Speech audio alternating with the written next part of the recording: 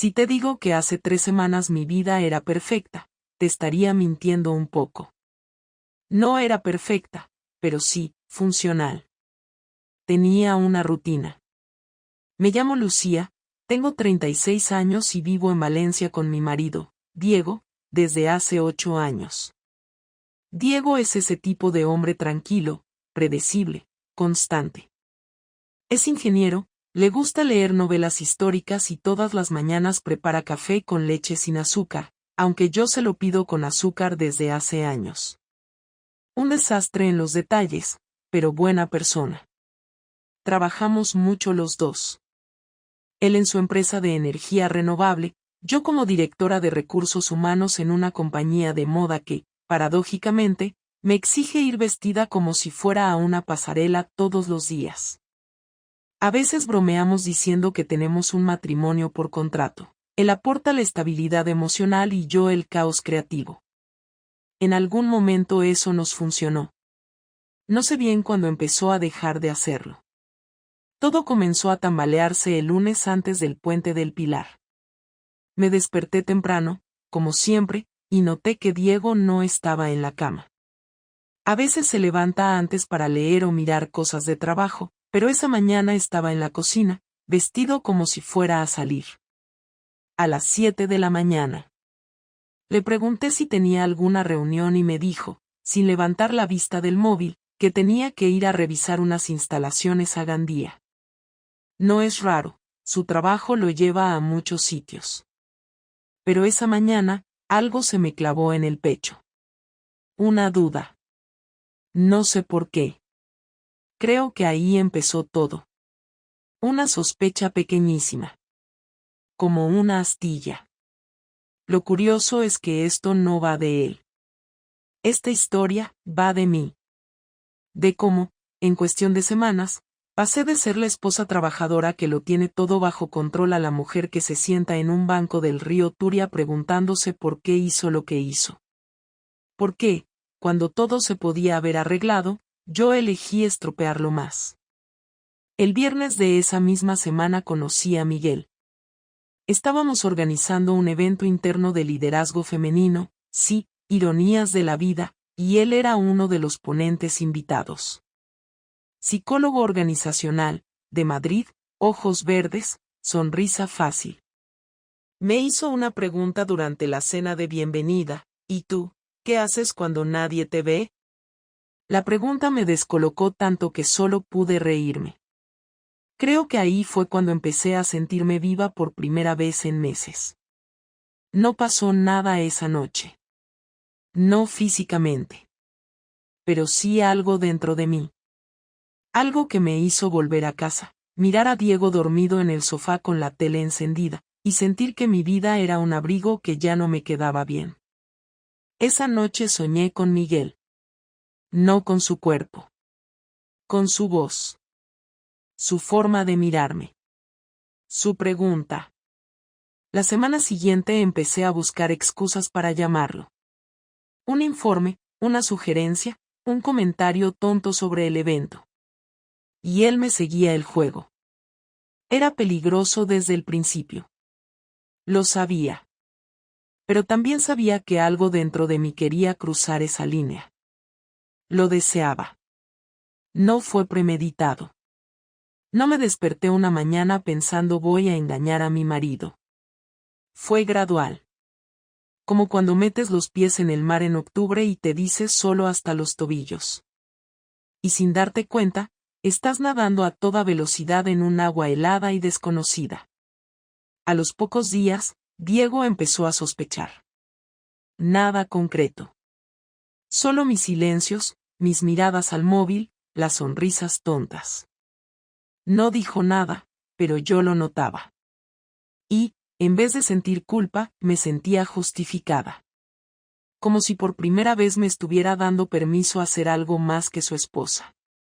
Y así llegamos al día en que todo empezó a romperse de verdad. Fue en el garaje de la empresa, un miércoles a las 6 de la tarde, justo cuando pensaba irme a casa. Había olvidado mi portátil en la sala de reuniones y tuve que volver arriba.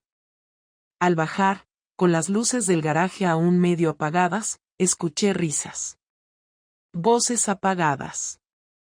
No me habría importado si no fuera porque reconocí la suya, la de Miguel. Me escondí instintivamente entre dos columnas, como una cría. No sé qué esperaba encontrar, pero lo que vi me dejó helada. Él estaba ahí. Con otra. Con una chica del departamento de diseño, Carla, una becaria con 20 años y piernas que parecen sacadas de una campaña de Zara. Ella se reía. Él le tocaba la cintura. Y luego, sin más, se besaron. Así. En nuestro garaje. Donde él y yo habíamos tenido nuestra primera conversación de verdad hacía apenas 10 días. No podía moverme. Me ardía la cara. Lo odié. Me odié a mí misma por sentirme herida, como si él me debiera algo. Ni siquiera habíamos hecho nada. Pero yo ya estaba implicada. Ya había fantaseado con él. Ya había empezado a imaginar cosas que, claramente, él imaginaba con cualquiera. Salí de ahí sin que me vieran. No lloré. No podía. Fui a casa. Diego estaba haciendo una tortilla, como si no pasara nada. Y por un instante, pensé, ¿y si todo esto ha sido una tontería, una fantasía que me he montado yo sola? Pero no. Lo que pasó al día siguiente me lo confirmó todo. Yo no soy de las que revisan correos ajenos, ni me meto en líos. Pero ese jueves, mientras preparábamos la sala para una charla, Carla dejó su portátil abierto con su correo encendido. Fue una tontería. Lo vi de reojo. Un correo de Miguel, con un asunto que decía, lo de anoche. Fuego. Ahí sí sentí el corazón en la garganta. Porque no era una suposición, ni una duda. Era real. Miguel era un capullo. Uno de esos que va de profundo pero juega a 3 bandas. Y yo era una más. Ni siquiera una de verdad. Una a medio camino. Lo peor fue volver a casa y ver a Diego doblando la ropa, preguntándome si quería que comprara vino para el fin de semana. Y en vez de pensar qué suerte tengo, lo único que pensé fue ni se entera de nada. Esa noche no dormí. Empecé a recordar todos los detalles de los últimos meses. Las cenas sin hablar. Las veces que yo buscaba algo más y él respondía con un no y no, estoy reventado. Y ahí supe lo que iba a hacer. No porque Miguel me importara ya. Eso estaba muerto. Pero porque algo dentro de mí ya se había roto. Y no quería recomponerlo. Quería romperlo del todo. Me desperté ese sábado con la cabeza llena de ruido. No era resaca, era otra cosa, como una mezcla de ansiedad con una decisión tomada que aún no había dicho en voz alta. Me levanté sin hacer ruido, sabiendo que Diego dormía profundamente los fines de semana. Me duché sin prisa, me vestí sin pensar demasiado y bajé a preparar café, pero esta vez lo hice con azúcar, aunque supiera que a él le gusta sin. No era un gesto rebelde, solo una señal para mí misma de que iba a hacer algo que ya no podía evitar. Esperé a que bajara, y cuando lo hizo, con esa cara de recién levantado y ese gesto rutinario de acariciarme el hombro de paso, sentí que me hervía todo por dentro. No me besó, no me miró, solo hizo lo de siempre, lo automático, lo de todos los sábados. Y fue entonces cuando lo solté, sin anestesia, sin construcción narrativa ni rodeos de esos que hacen que la otra persona entienda poco a poco. Le dije que tenía que hablar con él, que era importante, que no podía seguir esperando. Diego se quedó de pie junto a la cafetera, con la taza en la mano, sin sentarse, y me miró con una mezcla de preocupación y sueño. Yo empecé a hablar sin saber exactamente cómo iba a decirlo todo. Le conté que las últimas semanas me había sentido desconectada, que había conocido a alguien en el trabajo y que, aunque no había pasado nada físico, había tenido sentimientos que no debería haber tenido. Dije que no había sido algo planeado, ni buscado, que simplemente me había pasado. No lo dije para justificarme, lo dije porque era la verdad, aunque sonara a excusa. Diego no dijo nada al principio. Se quedó quieto, sin moverse, sin interrumpirme, escuchando todo con una expresión que no sabía si era incredulidad o contención. Cuando terminé, él se sentó. No en la silla de siempre, sino en la que estaba al otro lado de la mesa. Me miró a los ojos, cosa que no hacía desde hacía meses, y preguntó si estaba enamorada de ese tipo. Le dije que no, que ya ni me importaba. Él entonces preguntó por qué se lo estaba contando ahora, por qué no me lo había callado como todo el mundo hace, por qué había decidido poner una bomba en mitad del salón un sábado a las 9 de la mañana. Le dije que no quería vivir con esa mentira, que ya bastante silencio había entre nosotros como para seguir sumando. Y ahí sí se rompió. No gritó, no golpeó nada, no se puso violento. Pero levantó la voz lo justo para que se notara que ya no podía más. Me dijo que era increíble que después de todo lo que habíamos construido, yo me dejara llevar por un capricho de oficina, que si me sentía sola podía haberlo dicho, que si necesitaba atención o sexo o conversación, solo tenía que haberlo pedido. Le contesté que lo pedí muchas veces, pero que él estaba demasiado metido en su mundo, que lo nuestro se había convertido en una agenda compartida, no en una pareja. Él me dijo que me amaba, que siempre lo había hecho, pero que no sabía cómo lidiar con alguien que siempre parecía necesitar más, que nada le alcanzaba, que todo lo cuestionaba. Me quedé en silencio porque una parte de mí sabía que tenía razón, pero otra parte se preguntaba si eso era excusa para haber llegado a ese punto. La discusión fue subiendo de tono, no por los gritos, sino por la tensión. Nos dijimos cosas que nunca habíamos dicho. Que a veces no nos soportábamos. Que habíamos seguido juntos por inercia. Que cada uno había estado más pendiente de sus propias frustraciones que de arreglar lo que teníamos. Él me preguntó si lo había hecho para provocarlo, para despertarlo, para ver si aún sentía algo. Le dije que no, que lo había hecho porque necesitaba sentir algo yo, aunque fuera por un error. Diego se levantó y me dijo que necesitaba aire. Salió sin coger el móvil, sin chaqueta, sin llaves. Yo me quedé sola en la cocina con 2 cafés fríos y una sensación de que algo muy grande acababa de romperse. No lloré, no me sentí aliviada, no sentí culpa. Solo una especie de vacío. Pensé en llamarlo, en salir a buscarlo, pero decidí esperar. Esa tarde no volvió. A las 8 me llegó un mensaje suyo que decía que se iba a quedar en casa de su hermano, que necesitaba pensar. No respondió a mi intento de seguir la conversación. Me dejó en leído.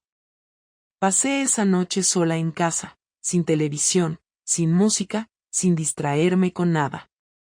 Releí todos los correos, los mensajes, los recuerdos recientes y me pregunté en qué momento exacto todo se había ido al carajo. No tenía una respuesta clara. No había un día ni una pelea clave. Solo una acumulación de momentos no hablados, de detalles ignorados, de decisiones que se tomaban solas porque nadie decía nada. Y en ese silencio, cada uno se fue yendo del otro sin irse físicamente. La mañana siguiente me desperté tarde, con la casa en un silencio que dolía. No sabía si lo nuestro tenía arreglo, si él iba a volver, si yo quería que volviera. Pero una cosa sí sabía, no podía volver a fingir. Lo había hecho demasiado tiempo. Demasiado bien. Y eso había sido el problema. Cuando todo parece estar en orden pero por dentro está vacío, tarde o temprano se cae. Y esta vez, se había caído con fuerza. El lunes por la mañana me desperté con un mensaje en el móvil que simplemente decía: he pasado por casa mientras dormías. Me he llevado mis cosas. Hablamos pronto. No había firma, pero no hacía falta. Diego tenía esa forma seca de escribir cuando algo en él se rompía. Me levanté de la cama y lo primero que hice fue ir al armario. Vacío en su lado. Ni una camiseta, ni un calcetín, ni su viejo cargador de móvil que siempre dejaba tirado en la mesita. Todo lo suyo se había ido sin que me diera cuenta. Fui al baño y lo confirmé, no estaba su cepillo, ni su colonia, ni sus pastillas para dormir. Me senté en el borde de la cama y me quedé ahí, sin saber muy bien qué hacer. Habíamos tenido discusiones antes, momentos de tensión, pero nunca una separación real. Esto no era una pausa. Esto era algo diferente. Ese mismo día, en el trabajo, todo fue raro. Me costó concentrarme. Cada vez que me acercaba al ordenador pensaba si él estaría en casa de su hermano, si estaría hablando con alguien sobre lo que pasó, si estaría planeando algo. Y no tardé en saberlo. El jueves, al volver a casa, encontré una hoja doblada metida bajo la puerta. Pensé que era una carta. Pero era peor. Era una copia de un correo.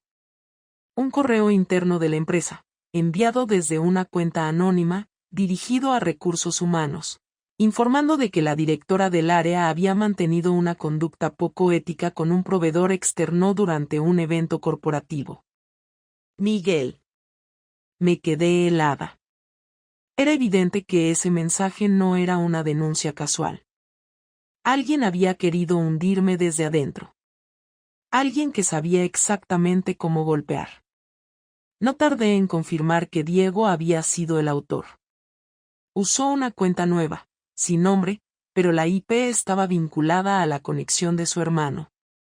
Y él mismo lo confirmó, horas después, con otro mensaje: no voy a arruinarte la vida, Lucía. Solo quiero que sepas que no voy a quedarme de brazos cruzados mientras tú juegas con todo lo que construimos. No me interesa destruirte, pero tampoco me voy a quedar callado. Esta es la primera advertencia. Me temblaban las manos cuando lo leí. Él no era así. O tal vez sí lo era, y nunca lo había visto. Esa semana fue un infierno. Miguel, al enterarse del correo, me dejó en visto durante 2 días. Al tercer día me escribió para decirme que necesitaba tomar distancia de todo, que su reputación era importante, que lo sentía. Lo entendí, incluso lo esperaba. No me dolió. Ya no. Lo que me dolía era el frío con el que Diego estaba manejando todo. Me había conocido durante casi una década, y ahora actuaba como si yo fuera una amenaza que había que controlar.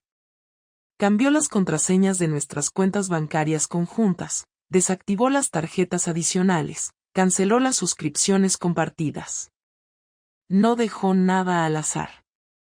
Cada día encontraba algo más que me demostraba que él estaba 10 pasos adelante. Y entonces, llegó el viernes, y con él, lo peor. Una caja en la oficina. No un paquete cualquiera. Una caja de cartón marrón con mi nombre en rotulador negro. La abrí frente a la secretaria, que me miraba sin disimulo. Dentro había una carpeta con copias impresas de mis correos con Miguel. Capturas. Conversaciones enteras. Algunas incluso que yo creía borradas. No sé cómo las había conseguido. No quería saberlo. También había una nota: esto no ha salido de aquí. Aún. No era una amenaza abierta, pero sí una advertencia clara. Me quería tener acorralada, y lo estaba consiguiendo. Fui al baño, me encerré en uno de los cubículos y ahí sí, por fin, lloré. No de tristeza.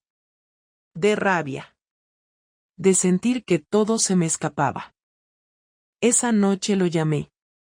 Fue la primera vez desde que se fue. Me contestó con voz fría. Le pregunté si pensaba seguir así, si realmente quería arrastrarme por el barro. Me respondió que yo había empezado. Le dije que una cosa era una traición emocional y otra muy distinta era destruirle la carrera a alguien, su estabilidad, su nombre. Me contestó que eso mismo pensó él cuando me enteré de lo de Miguel. Que para él fue una humillación. Que lo dejé en ridículo. Que hizo el esfuerzo de reconstruirse a mi lado y que yo no tuve ni la decencia de terminar la relación antes de buscar algo más. Que si tanto necesitaba sentirme viva, ahora lo iba a hacer, pero enfrentando las consecuencias. No supe qué decir. Le pedí que al menos frenara con la empresa. Que no lo mezclara con lo laboral. Que era demasiado. Me dijo que si me alejaba, si dejaba el piso y él podía seguir adelante en paz, tal vez no haría nada más. Que todo dependía de mí. No era una negociación, era un ultimátum. Y lo peor es que sabía que tenía el poder. Él tenía las pruebas, el relato, el argumento. Yo solo tenía la culpa. Pasé todo el fin de semana pensando. No dormí. Apenas comí. El domingo por la tarde empecé a meter mis cosas en maletas. Envié un correo a dirección diciendo que me tomaría unos días de licencia por temas personales. No expliqué nada. No podía. Llamé a una amiga y le pedí su sofá por unos días. No tenía claro qué iba a hacer, pero no quería darle el gusto de echarme él. Me fui yo. El lunes al mediodía dejé las llaves en el buzón. No lo vi. No hablé con él. No respondí a sus últimos mensajes. Me quedé sola, sentada en el sofá de mi amiga, viendo la vida que había tenido deshacerse como si nunca hubiera sido mía. Pensé que en algún momento vendría la tristeza, el llanto, la nostalgia. Pero no. Solo había una especie de silencio interno, como si mi cuerpo también necesitara parar. Respirar. Reconfigurarse. Y así, sin más, empezó mi nuevo capítulo, sola, con una reputación en duda, un matrimonio roto y sin saber muy bien quién era. Pero por primera vez en semanas, al menos sentí que era yo quien estaba tomando decisiones, aunque fueran dolorosas. Aunque llegaran tarde. Aunque el precio fuera tan alto. Pasaron 10 días sin que supiera nada de él. Durante ese tiempo, me dediqué a no hacer nada útil. Dormía mal, comía poco, evitaba a mis compañeros de trabajo, ignoraba mensajes de mi madre y no tenía ganas de hablar con nadie. Me volví invisible en mi propia vida. Por las noches pensaba en todas las cosas que debería haber dicho y no dije, en todas las veces que Diego me buscó y yo no estuve, en cada gesto suyo que interpreté como rutina cuando quizás era solo cansancio o necesidad. Me daba vergüenza recordar cómo me sentía poderosa en las primeras semanas con Miguel, como si hubiera descubierto algo nuevo en mí, cuando en realidad solo estaba escapando de una incomodidad que nunca quise enfrentar. No sabía si Diego me odiaba, si solo me despreciaba, o si estaba esperando el momento para terminar de hundirme, pero una parte de mí aún necesitaba hablar con él, no para convencerlo de nada, ni para pedirle perdón, sino porque no podía vivir con todo eso en el aire, sin haberlo enfrentado de verdad. Fue él quien me escribió. Me puso, ¿puedes venir mañana a las 6? Estoy en casa.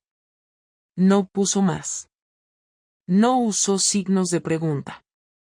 No dijo por qué. Pero entendí que era la conversación que tarde o temprano tenía que pasar. Llegué a las 6 en punto. Me temblaban las piernas en el ascensor, las manos frías, la boca seca. Llevaba una bolsa con algunas de mis cosas que no había recogido. Cuando abrí la puerta, estaba en el salón, sentado, sin la televisión encendida, con una botella de agua sobre la mesa. Ni siquiera me saludó. Solo hizo un gesto con la mano para que me sentara. Me senté. Lo miré. Y esperé. Pasaron casi 2 minutos en los que ninguno dijo nada. Luego él empezó.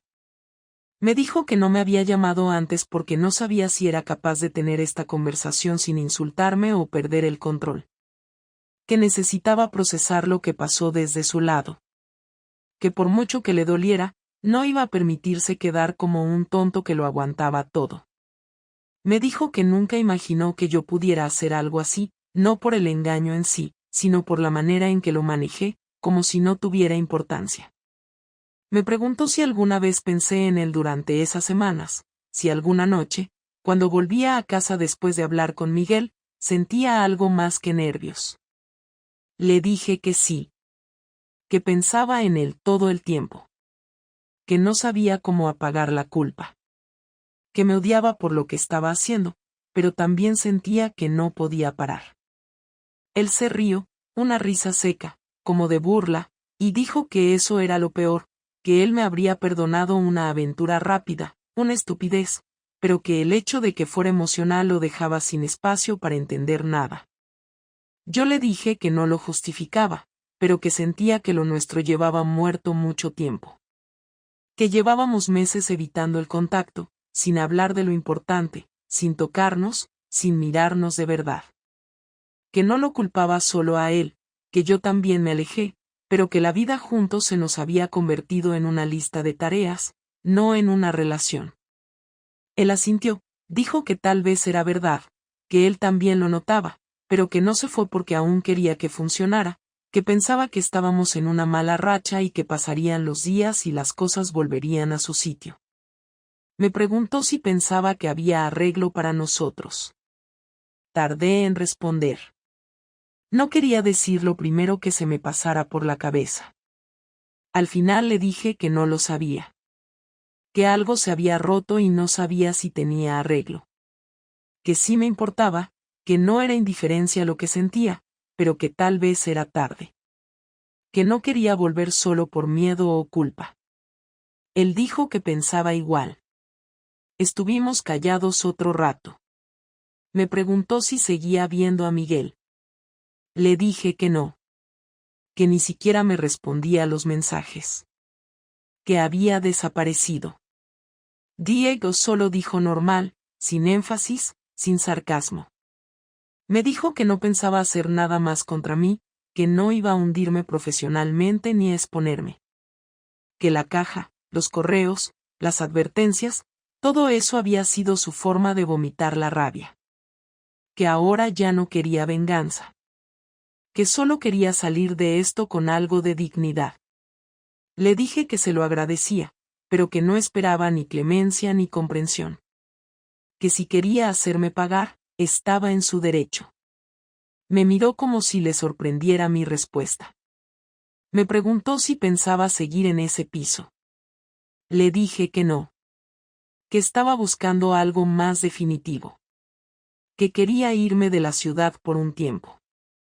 Él no comentó nada.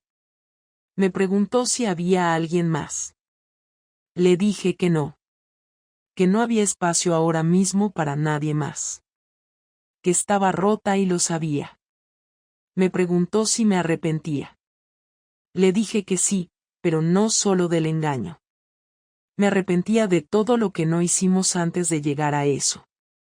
De todas las veces que evitamos hablar. De cada momento en que actuamos como si estuviéramos bien por costumbre. De haberme acostumbrado a no sentir nada. Diego asintió otra vez. Me dijo que él también lo pensó, que ambos nos fallamos antes del final, y que aunque yo lo haya hecho de la peor forma, él también fue parte del problema. Le pregunté qué iba a hacer ahora. Me dijo que seguir con su vida. Que necesitaba reencontrarse, reconstruirse solo. Me pidió que no lo contactara por un tiempo. Que necesitaba distancia real. Que si en unos meses, con cabeza fría, queríamos hablar otra vez, lo haríamos, pero que por ahora se acabó. Nos levantamos casi al mismo tiempo. Me acompañó a la puerta. Me dijo adiós sin besarme, sin tocarme. Solo con la mirada. Y yo salí sin mirar atrás. Bajé por el ascensor en silencio. Salí a la calle. Caminé sin rumbo durante horas. Nunca me imaginé que iba a terminar sentada sola en una habitación de 40 metros cuadrados con una cama sin cabecera, una mesa de IKEA que cojea y una cafetera barata que hace más ruido que café. Cuando me mudé a este pequeño estudio al otro lado de la ciudad, lo hice sin plan ni calendario. Solo sabía que no podía seguir donde estaba, ni con la vida que llevaba. Durante las primeras semanas, cada día me parecía igual, una secuencia sin sentido donde las horas pasaban sin aportar nada nuevo. Me despertaba tarde, hacía lo justo en el trabajo, volvía y me encerraba en mí misma. A veces pensaba que lo peor de todo no era haber perdido a Diego ni haber terminado en una situación precaria, sino que no sentía nada. No alegría, no tristeza, no rabia. Era como si mi cuerpo estuviera funcionando por costumbre, pero sin nadie adentro. Con el tiempo, empecé a salir un poco más, no por ganas sino por obligación. Tenía que hacer compras, resolver papeles, ver médicos. Poco a poco empecé a hacer pequeñas cosas que antes me parecían inútiles, como cocinar para mí sola, ordenar sin prisa, leer sin distracción. Cada vez que alguien me preguntaba cómo estaba, decía tirando, que era la forma más fácil de no entrar en detalles. No quería hablar del pasado, ni de lo que pasó con Diego, ni del escándalo del trabajo que por suerte no escaló más allá de algunos rumores que se fueron apagando. Miguel desapareció por completo, no volvió a escribir, no volvió a aparecer, y al final lo agradecí. Entendí que lo que me atrajo de él no fue él mismo, sino lo que representaba en ese momento, una vía de escape. Una tarde, después de varios meses, volví a pasar cerca del viejo piso. No entré, ni toqué el timbre, ni quise ver si Diego seguía ahí. Solo caminé por la acera contraria, con auriculares puestos, sin mirar demasiado. No por cobardía, sino porque ya no buscaba respuestas. Esa etapa estaba cerrada. Él me pidió distancia y se la di. No volvimos a hablar desde aquella conversación. No sé si rehizo su vida, si conoció a alguien, si sigue dolido o si me odia. Tampoco sé si en algún momento se preguntó si yo había cambiado, si entendí algo, si merezco una segunda oportunidad. No tengo esas respuestas y aprendí a no esperarlas. Lo que sé es que hoy soy otra persona, no mejor, no peor, pero distinta. Ya no idealizo las relaciones, no busco emociones rápidas para tapar vacíos, no le cargo a otro la responsabilidad de salvarme de mí misma. He pensado mucho en qué fue lo que realmente aprendí de todo esto. No hay una lección clara, ni una frase que lo resuma. Solo hay un montón de decisiones tomadas desde lugares equivocados, y consecuencias que me tocó asumir sola. Me di cuenta de que uno no destruye una vida en un día, ni por una persona. La destruye con cada silencio, con cada indiferencia, con cada vez que finge estar bien por miedo a enfrentar lo que no funciona. Aprendí que no se puede construir algo sólido con alguien si una no sabe ni quién es cuando está sola. Que la fidelidad no es solo no acostarte con otra persona, sino no abandonar lo que tienes sin decirlo en voz alta. A veces me preguntan si volvería a estar en pareja. No sé qué decir. Tal vez sí, pero no ahora. No porque no quiera amar, sino porque no quiero repetir el mismo error. No quiero elegir a alguien por necesidad ni por costumbre. Quiero estar con alguien con quien pueda hablar antes de llegar al punto de rompernos. Pero para eso, primero necesito seguir reconstruyendo la relación que tengo conmigo. Una que también estaba descuidada desde hacía años. Estoy empezando terapia, algo que antes veía como exagerado. Me está costando. No me gusta enfrentar ciertas cosas. Pero al menos ya no las estoy esquivando. He empezado a escribir un poco, no como escritora, sino como forma de entenderme. Y aunque no tengo grandes planes, ni un futuro armado, tengo claridad sobre una cosa. No quiero volver a ser la versión de mí que necesitaba traicionar para sentir algo. Un domingo, mientras limpiaba la cocina, encontré una caja que no había abierto desde que me mudé. Dentro estaba una foto nuestra, de Diego y yo en Menorca, hace 5 años. Sonreíamos. La guardé. No por nostalgia, sino porque no quiero negar que hubo momentos buenos. Mi error no fue estar con él. Fue dejar de luchar cuando empezamos a alejarnos. No supe cómo pedir ayuda. No supe cómo decir que algo me faltaba. Pero hoy, por fin, lo sé. Y eso, aunque tarde, es algo.